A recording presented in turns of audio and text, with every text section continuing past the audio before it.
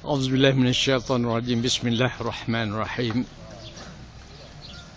Alhamdulillahirabbil alamin wassalatu wassalamu ala asyrafil anbiya'i wal mursalin wa ala alihi wa sahbihi ajma'in. Assalamualaikum warahmatullahi wabarakatuh. Alhamdulillah, kita bersyukur pada Allah Subhanahu wa taala yang memberi hidayat kepada kita dan memberi peluang kepada kita dengan nikmat yang begitu banyak, dan memberi peluang umur pada kita untuk kita meneruskan kehidupan di atas muka bumi ini. Mudah-mudahan dengan panjangnya umur kita akan bertambahlah ilmu kita, akan bertambahlah amal kita, akan menjadikan kehidupan kita di dunia ini sebagai hasanah yang akan mudah-mudahan membawa pada hasanah di akhirat. Dalam urusan kehidupan kita, ada beberapa institusi yang penting untuk kita gunakan. Dalam hal ini disebutkan masjid. Masjid sebagai satu institusi pembangunan ummah. Institusi penting yang mana Rasulullah sallallahu alaihi wasallam selepas hijrah baginda ke Madinah, masjidlah satu institusi yang pertama yang didirikan oleh baginda Rasulullah sallallahu alaihi wasallam.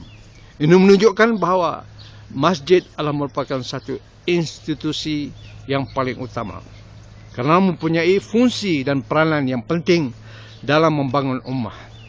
Rasulullah sallallahu alaihi wasallam telah menggunakan masjid ini sebagai satu tempat pertemuan, tempat membina silaturahim, tempat membina kekuatan ukhuwah Islamiyah, persaudaraan Islam yang berasaskan pada akidah yang benar. Kemudian masjid ini juga dijadikan sebagai tempat untuk membina syakhsiyah melalui peribadatan salat jamaah bagi tiap-tiap waktu sembahyang yang wajib, dan juga tempat untuk membina ilmu, tempat tazkirah, tempat pendidikan. Bahkan masjid pada waktu itu sebagai institusi pentadbiran utama yang asas, tempat perbincangan dan mesyuarat, membuat keputusan-keputusan penting untuk ummah, termasuklah keputusan dakwah dan keputusan pentadbiran lainnya. Tempat untuk menerima tetamu dari jauh dan berbagai-bagai fungsi, sehingga masjid itu hidup sebagai satu komuniti, pusat komuniti membina ummah. Walaupun pada hari ini banyak daripada fungsi-fungsi masjid ini telah pun dilakukan oleh berbagai-bagai saluran dan agensi yang lain dengan membina institusi dan pusat-pusat pengajian di luar daripada masjid. Begitu juga dengan urusan-urusan pentadbiran negara telah pun dikhususkan pada tempat-tempat yang tertentu. Namun kita sebagai umat Islam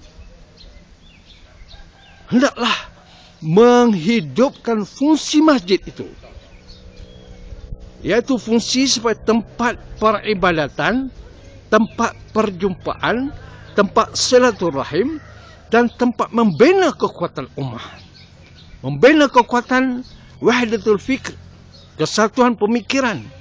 Dan segala fungsi-fungsi ini boleh dilaksanakan secara pengkhususan di tempat lain, namun sebagai penyatuannya, masjid tetap unggul sebagai satu institusi membina ummah, membina tamadun ummah, membina pemikiran dan adab ummah sebagai satu institusi yang penting bagi umat Islam, yang mana fungsi ini akan berterusan penting sehinggalah ke akhir zaman. Walaupun ada institusi-institusi pendidikan yang lain yang canggih, institusi keamanan ketenteraan, pentadbiran di luar daripada masjid, namun penyatuan pemikiran dan masjid sebagai satu pusat komuniti umat Islam mestilah terus dibangunkan, ditegakkan dan dimakmurkan. Inilah usaha-usaha yang mesti dilaksanakan oleh semua pihak. Oleh kerajaan yang berkuasa, oleh kumpulan-kumpulan, oleh persatuan-persatuan dan oleh individu-individu aktivis untuk sama-sama menghidup dan memakmurkan masjid sebagai satu tempat suci rumah Allah yang dapat menjadikan asas pusat komuniti, membina ummah untuk membina kehidupan hasanah di dunia yang insya-Allah akan membawa pada kehidupan hasanah di akhirat kelak. Marilah kita sama-sama mendekati masjid, mencintai masjid, hati kita terpaut pada masjid, menghidup dan memakmurkan masjid. Mudah-mudahan kita mendapat keberkahan kerana mengikut sunnah Rasulullah sallallahu alaihi wasallam yang juga telah menghidup dan menjadikan masjid sebagai pusat komuniti dan pusat pembangunan ummah dan tamadun ummah. Insya-Allah. Assalamualaikum warahmatullahi wabarakatuh.